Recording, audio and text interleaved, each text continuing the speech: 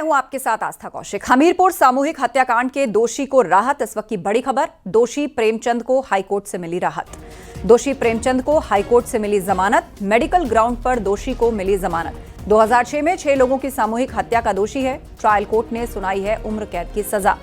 तो इस वक्त की बड़ी खबर हम आपको बता रहे हैं, हमीरपुर में सामूहिक हत्याकांड में जो दोषी था उसको राहत मिली है। प्रेमचंद को हाईकोर्ट ने राहत दी है, उसे जमानत मिली है।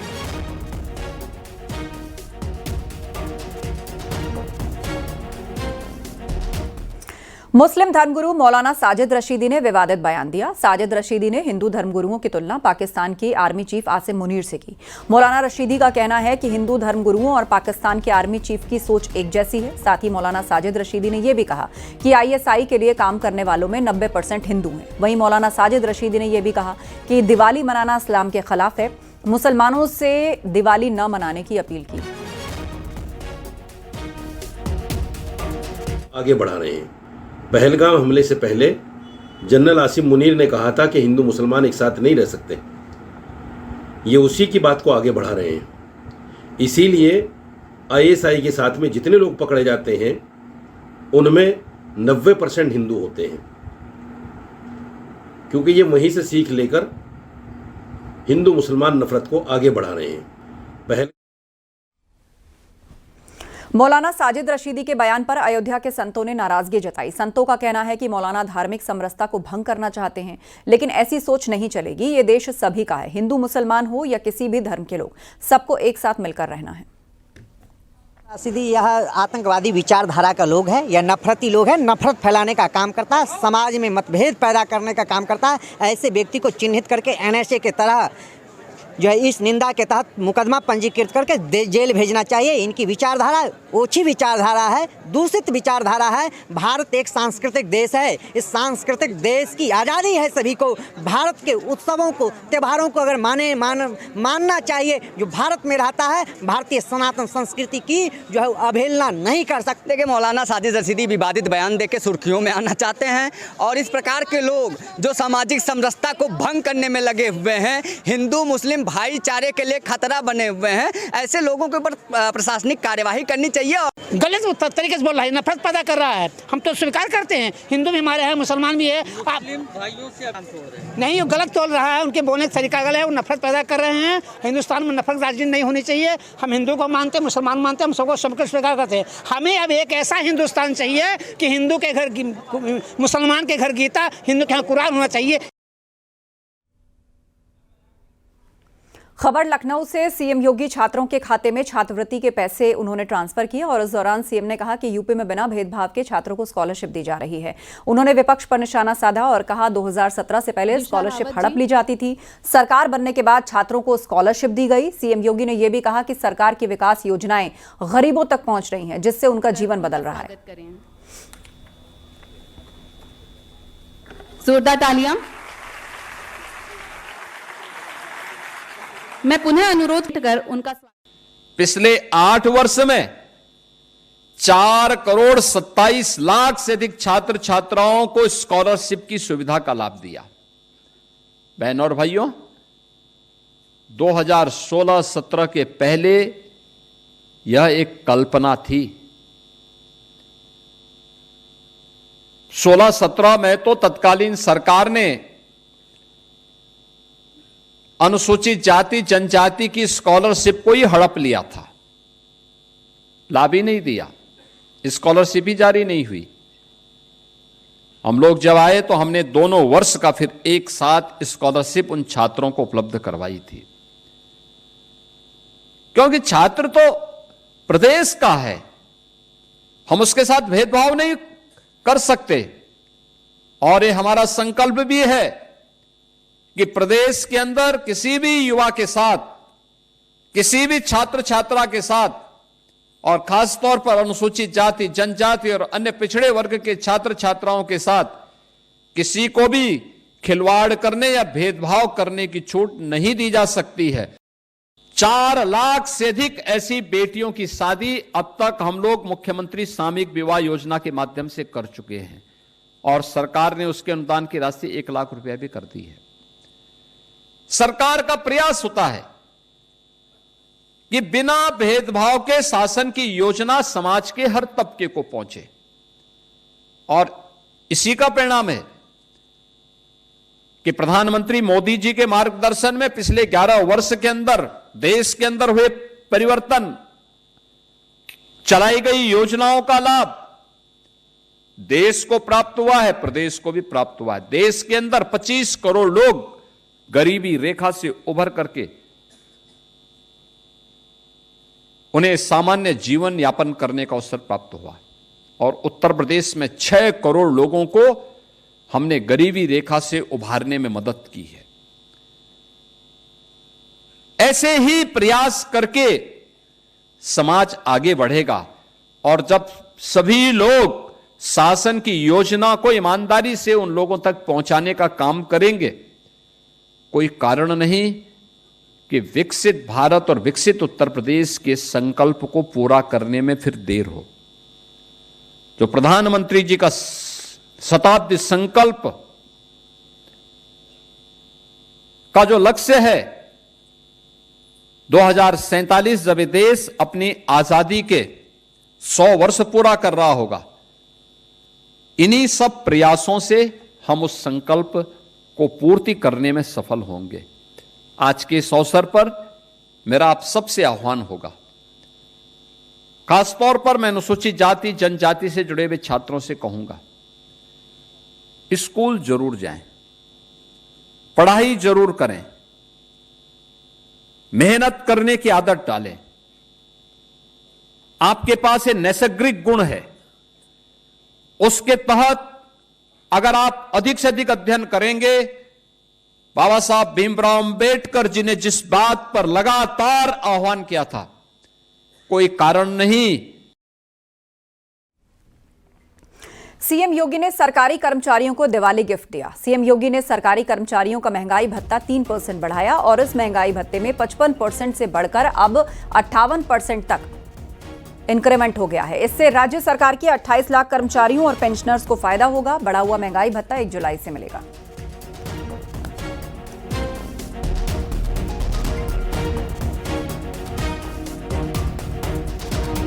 उत्तर प्रदेश के राज्य कर्मचारी और जो पेंशनर्स हैं 25 लाख से ज्यादा, इनके महंगाई भत्ते में 3% से ज्यादा की बढ़ोतरी उत्तर प्रदेश सरकार ने की है। योगी सरकार का ये दीपावली का एक बड़ा तोहफा उत्तर प्रदेश के राज्य कर्मचारी और पेंशनर्सों के लिए है। जहां 55% के लगभग इनकी बढ़ोतरी थी, अब उसको 58% कर दिया गया है, यानी कि 3% महंगाई भत्ते में बढ़ोतरी की गई है उत्तर प्रदेश के कर्मचारियों के लिए। योगी सरकार का ये बड़ा तोहफा दिवाली का राज्य कर्मचारियों और पेंशनर्स को दिया गया है। कैमरामैन गोपी गिरी के साथ संकेत मिश्रा, न्यूज़ 18 लखनऊ। कांग्रेस नेता राहुल गांधी फतेहपुर में हरिओम वाल्मीकि के परिजनों से मिले हैं। मुलाकात के बाद राहुल गांधी ने कहा कि कांग्रेस पार्टी पीड़ित परिवार की मदद करेगी। साथ ही राहुल ने कई आरोप भी लगाए।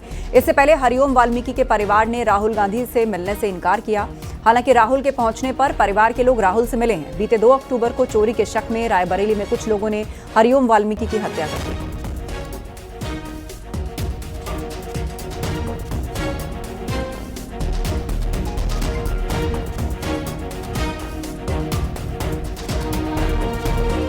कि अपराधी नहीं। सर मांग क्या किया है? ये इन्होंने कोई गलती नहीं की है। इनके बेटे को, भाई को मारा गया है। अपराधी दूसरे लोग हैं और उनके खिलाफ कार्रवाई होनी चाहिए। क्या मांग किया? मैंने आज यहाँ आकर इनसे बातचीत की, इनका जो दर्द है, दुख है, वो सुना और हमारी पूरी कोशिश है कांग्रेस पार्टी की और मेरी कि जो भी हम इनकी मदद कर सकते हैं, सरकार में नहीं है तो ज्यादा मदद नहीं कर सकते हैं, मगर जो भी हम मदद कर सकते हैं हम मदद करेंगे। और यूपी के डिप्टी सीएम केशव मौर्य ने राहुल गांधी पर निशाना साधा। केशव मौर्य ने कहा कि फतेहपुर में राहुल गांधी मदद करने नहीं, फोटो सेशन के लिए गए थे। परिवार का मजाक बनाने का काम किया है, जिसकी पीड़ा को दूर करने के लिए उत्तर प्रदेश सरकार कड़ी कार्रवाई कर रही है। कई लोगों को जेल भेज चुकी है, उनकी हर प्रकार से सहायता कर रही है। श्री राहुल गांधी जी देश का माहौल भी खराब करना चाहते हैं। वोट की घटिया राजनीति के लिए वो लगातार जो घिनौना आचरण कर रहे हैं, जो फर्जी घड़ियाली आंसू बहा रहे हैं, जो वह फोटो सेशन कराने के लिए, पीड़ित की पीड़ा दूर से कोई लेना देना नहीं। बीजेपी सांसद नरेश बंसल ने कांग्रेस पर निशाना साधा। नरेश बंसल ने कहा कि कांग्रेस दलितों के साथ नहीं है। राहुल का दलित प्रेम झूठा है। नरेश बंसल ने कहा कि राहुल गांधी को बंगाल नहीं दिखता, जहां दलितों के साथ अत्याचार हो रहा है। वर्षों भारतीय जनता पार्टी की जो भी सरकारें हैं, ऐसी घटनाओं पर त्वरित कार्रवाई करती हैं। वहां पर भी 15 लोगों को गिरफ्तार किया गया है। कांग्रेस का इतिहास है 75 वर्षों में, बता दें कहीं पर भी उन्होंने दलितों पर अत्याचार हुआ और कार्रवाई त्वरित गति से की हो? क्या राहुल गांधी की आंखें बंद है, उनको दिखाई नहीं देता बंगाल में क्या हो रहा है? बंगाल पर वो गए, बंगाल में वहां कोई कार्रवाई हुई, कोई उनका स्टेटमेंट आया? तो ये दलित प्रेम झूठा है, केवल समाज के अंदर अराजकता पैदा हो इसलिए है कि वो उत्तर प्रदेश तो गए, जहां तुरंत कार्रवाई हुई, 15 लोग अरेस्ट हो गए, लेकिन बंगाल पर उनका स्टेटमेंट नहीं आया। यूपी में एमएलसी की 11 सीट पर चुनाव होने हैं। समाजवादी पार्टी ने उनमें से 9 पर अपने प्रत्याशियों की घोषणा कर दी है। लखनऊ स्नातक क्षेत्र से पूर्व एमएलसी कांति सिंह प्रत्याशी हैं। लखनऊ शिक्षक खंड एमएलसी चुनाव के लिए सुशील कुमार पटेल सपा के प्रत्याशी हैं। वहीं गोरखपुर फैजाबाद शिक्षक सीट से कमलेश प्रत्याशी हैं। वाराणसी स्नातक से आशुतोष सिन्हा और इलाहाबाद झांसी स्नातक से मानसिंह यादव। वाराणसी शिक्षक क्षेत्र से लाल बिहारी यादव। आगरा अलीगढ़ खंड से डॉक्टर चंद्र प्रकाश गुप्ता। मेरठ गाजियाबाद खंड से नितिन कुमार तोमर। सहारनपुर खंड से परमेंद्र भाटी का नाम प्रत्याशी के तौर पर घोषित किया गया है।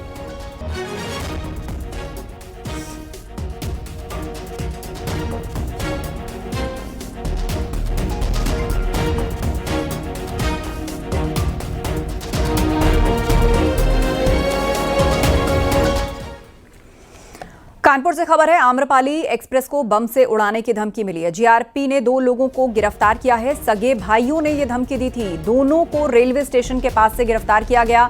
दोनों भाइयों ने टाइम बम से ट्रेन को उड़ाने की धमकी दी। तो जीआरपी ने 2 लोगों को गिरफ्तार किया है। बताया जा रहा है ये दोनों भाई हैं और इन्होंने आम्रपाली एक्सप्रेस को बम से उड़ाने की धमकी दी। दोनों को रेलवे स्टेशन के पास से गिरफ्तार किया गया। कानपुर से खबर है, आम्रपाली एक्सप्रेस को बम से उड़ाने की धमकी। जीआरपी ने 2 लोगों को गिरफ्तार किया। भाइयों ने दी धमकी। दोनों को रेलवे स्टेशन के पास से किया गया गिरफ्तार। अमित गंजू हमारे साथ फोन लाइन पर जुड़ गए हैं। अमित, क्या अपडेट है इस मामले में? पुलिस क्या जानकारी जुटा पाई है इन दोनों के बारे में?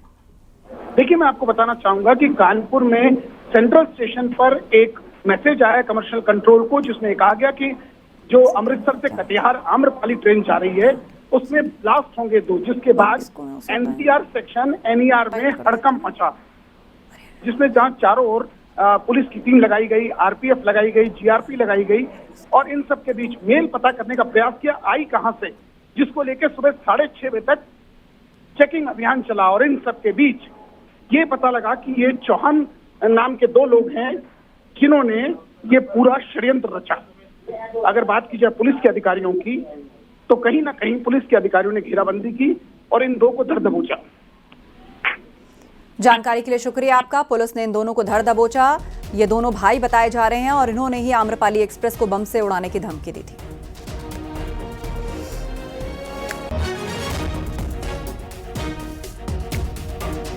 गाजियाबाद में हिंदू रक्षा दल के नेता पिंकी चौधरी ने कैराना से समाजवादी पार्टी की सांसद इकरा हसन के खिलाफ विवादित बयान दिया। पिंकी चौधरी कुछ लोगों के साथ बैठकर सांसद के खिलाफ अभद्र टिप्पणी करते दिख रहा है। उन्होंने इकरा हसन को जिहादी कहा। यह वायरल वीडियो कब का है, इसकी फिलहाल पुष्टि नहीं हुई है।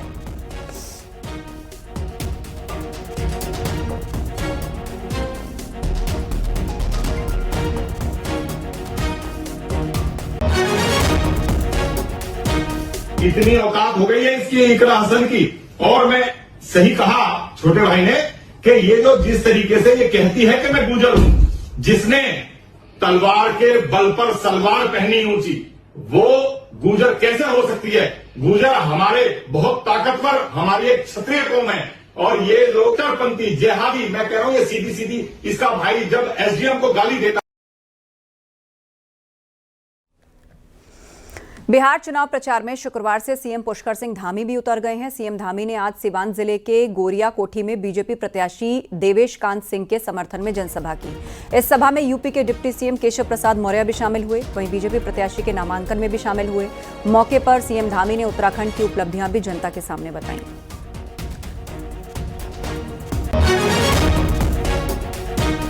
के प्रत्याशी श्री देवेश कांत जी के लिए आप सबका मत और आपका समर्थन मांगने के लिए आया हूं। श्री देवेश कांत जी ने इस क्षेत्र में विधायक रहते हुए अनेक विकास के कामों को आगे बढ़ाया है। भाइयों बहनों, हमने उत्तराखंड में भी अनेक निर्णय लिए हैं, कड़े निर्णय लिए हैं। उत्तराखंड देश का पहला राज्य बन गया है।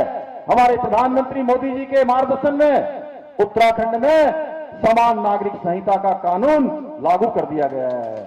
बाबा साहब अंबेडकर जब भारत का संविधान बना रहे थे, संविधान के अनुच्छेद 44 में इसका प्रावधान करके गए थे। भाइयों बहनों, लव जिहाद, लैंड जिहाद और थूक जिहाद जैसी घटनाओं और कुकृत्यों के खिलाफ हमने देवभूमि उत्तराखंड में कठोर कार्रवाई की है। दंगा रोधी कानून बनाया है, धर्मांतरण रोधी कानून बनाया है। अवैध मदरसों पर बड़ी संख्या में वहां पर कार्रवाई हुई है।